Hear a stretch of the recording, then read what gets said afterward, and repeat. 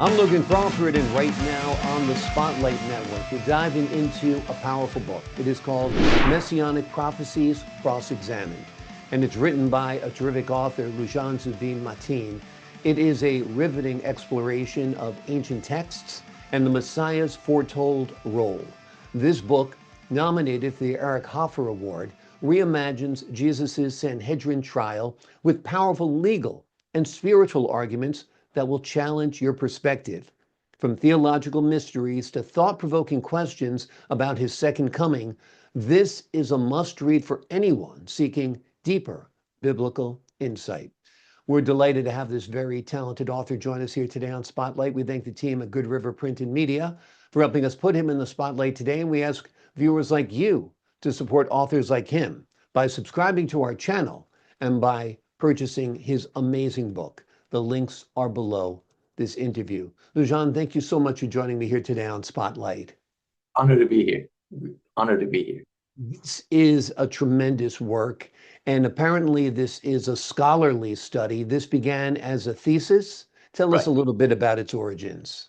Let me go back how I started.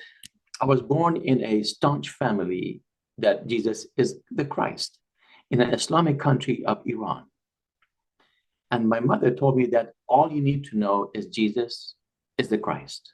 In this country, that's all you need to know. I grew up with it.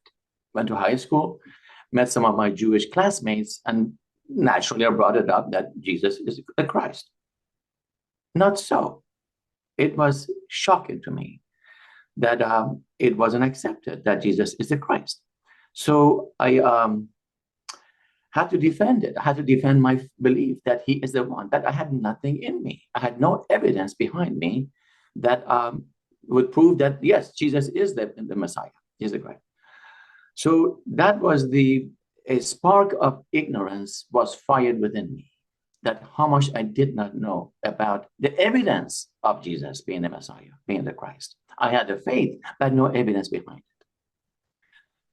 So by the age of 17, I came to the United States. I came to Southern California and then finished high school, took up chiropractic. 6 years later, I got married, had a lucrative practice, got 2 daughters.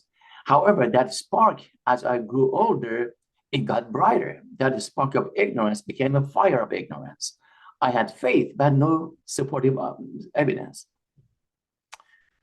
The older I got, the brighter that fire of ignorance got, to the point that it was consuming me.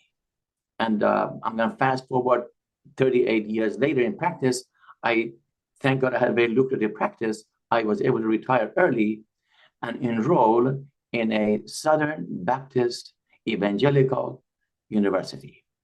Paid my tuition, got through the application process, and then studied 25, feels like infinite number of books, learned Hebrew, biblical Hebrew, failed it miserably. I had to hire a tutor to assist me with vocabulary, with the grammar, with the complex prophecies, and take the exam.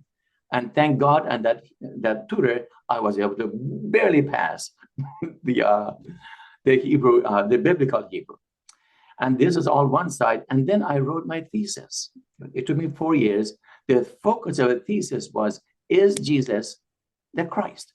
Now, the same question that was posed to me when I was 14, 15 years of age back in Iran, now I am equipped academically to respond to the question I had some 30, 40 years earlier.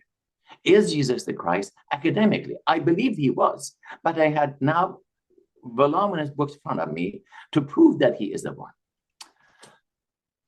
So when my thesis was finished with, when I graduated 2022, I got my master's in MTS, Master in Theological Studies, submitted my manuscript to Zondervan, which is a 800-pound gorilla. There's the ghoul of the industry, of Christian publishing industries, most prestigious, most sought after, anything.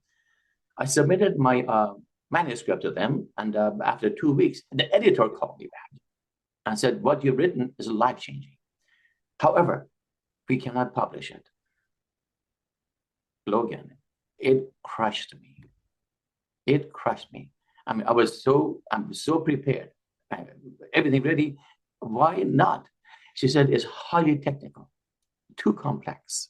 It was exciting between you and your advisor. Thesis, I had to defend my thesis before my advisor back in school. However, people will not understand what you've written and will not tell anyone about it if they buy it.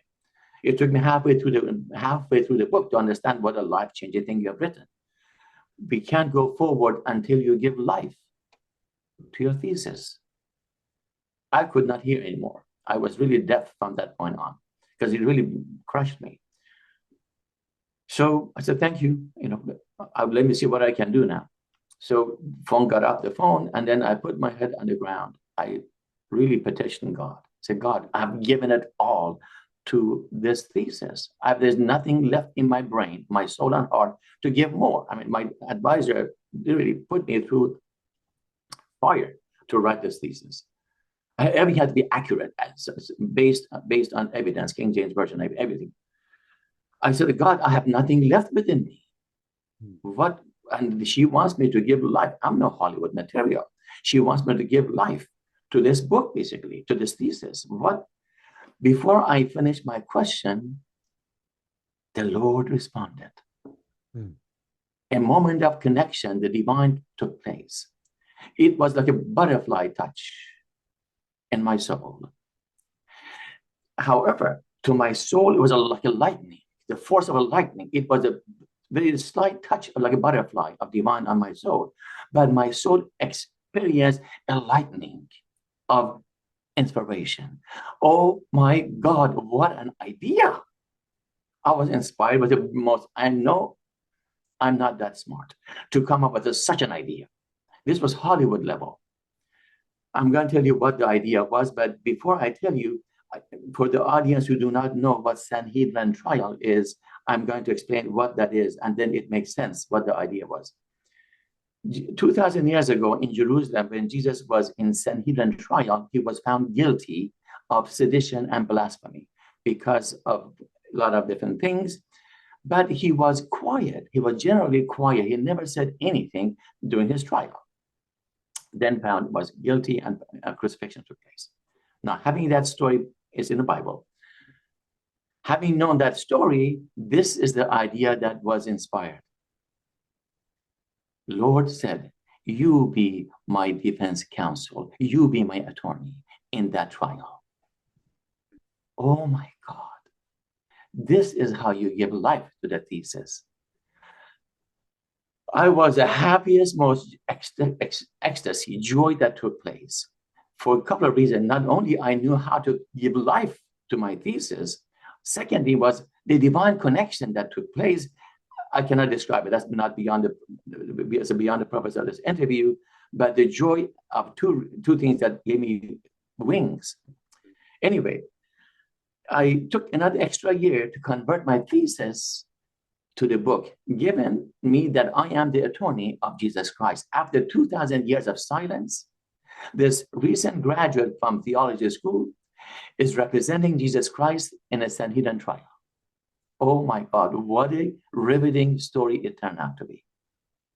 So that's what is the nutshell of what this book is all about. Well, it's an amazing backstory and certainly an amazing literary device that you were blessed with, inspired with, to tell this story that, being the lawyer for Jesus, it's so imaginative, so creative, and so readable, and which is what's great about it, for sure. For the folks at home, let's talk a little bit about the key questions about messianic prophecies that the book addresses. Okay. So what were some of the key prophecies addressed in the book? Very interesting. Book of Acts talked about it, that Jesus was not the only one who claimed to be the Messiah. This was shocking to me. For everyone whose name I mentioned in my thesis, there were 1,000 others who also claimed to be the Messiah. This was shocking to me. The three most renowned, the most known individuals who have claimed to be Messiah is Jesus of Nazareth, Simon Bar Kokhba, and Sabadi Zabi. These two other people have also made they are the Messiah. They have followers right now in Smyrna, Turkey. And they believe that Jesus is a false Messiah. They have 100,000 followers. So in my thesis, I had to disqualify the false messiahs. Hmm. So that was one of the questions I asked. Yeah. How would I discern? If we go back 2,000 years ago, how would you know Jesus is the Messiah? And there are many others who claim the exact same thing. How could you discern who is the one? So to answer that question, I created this thesis. Wonderful, wonderful. And that is amazing. I had no clue that others had presented themselves as the Messiah, a Messiah during that era as well.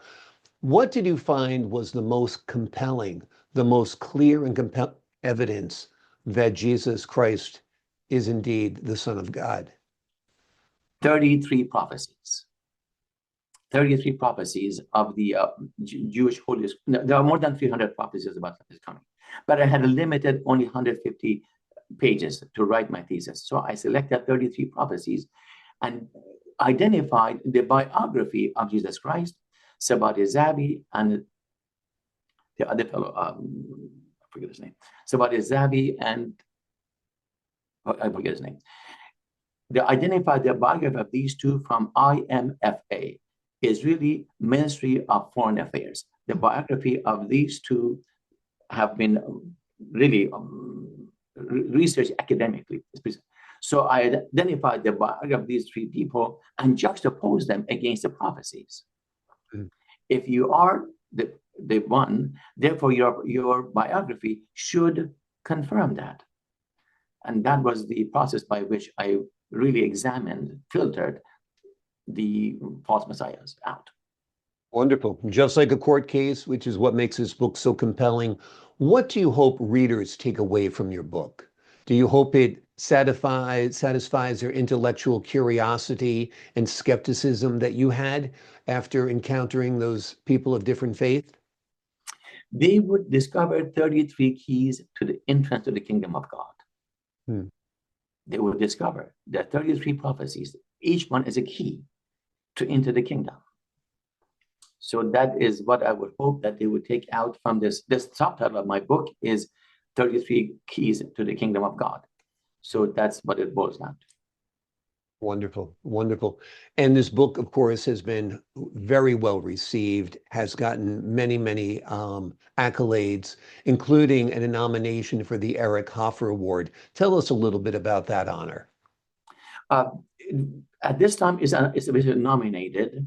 It is many, basically nominees. There are many awards, but Eric Hoffer is the most recognized, most prestigious. There are different genres of Eric Hoffer. There's one religious, the fictitious, scientific, sport, different genre within that award. I have been nominated as on the religious section of the genre of Eric Hoffer Award. Amazing. Well, it's very, very well deserved because this is very much a profound book. It lends itself to cinema. I could see it being translated into a movie very, very easily. Have you thought about the prospect of this becoming a film at all? Yes, I have numbers of time. And any idea who would play the attorney who would be defending Jesus? I'm looking at him. Well, that's a role I would love. That'd be awesome. I think any award winner, actor, journalist, who would be better to represent the lawyer and the court than you? Wonderful, wonderful. Well, looking forward to getting made then, because I'd love to audition for you and I would love to play that role without a doubt. And I understand you've got some great news about your upcoming studies. You're going into a PhD program or continuing your PhD program. Tell us a little bit about that. Yes, the first 4 years of my training, master's was about the first coming of Christ. Now I've been admitted into a PhD program next 4 years, which is about the second coming of Christ, academic investigation of the second coming of Christ. So that with my dissertation, it'll be turning in my second book, which we are right now. I'm done with the first year of my PhD program, 3 more years to go. I'm looking forward to those 3 more years to put together my thoughts. Wonderful. And your work now will focus on the second coming of Christ? Yes. Okay. Currently, I am working on that end of time prophecies, and how just it's beautiful, not just beautiful, it's just phenomenal. What the scriptures say, what the I don't want to get into it, but it's beautiful. Yes, I'm looking. Yes.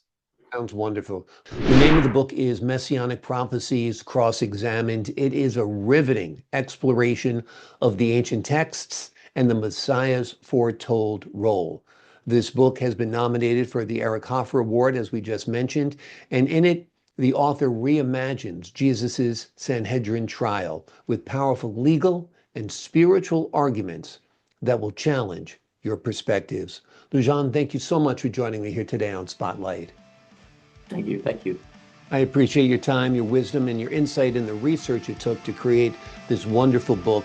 To the folks at home, I'm Logan Crawford, thanking you for your time this time until next time on Spotlight.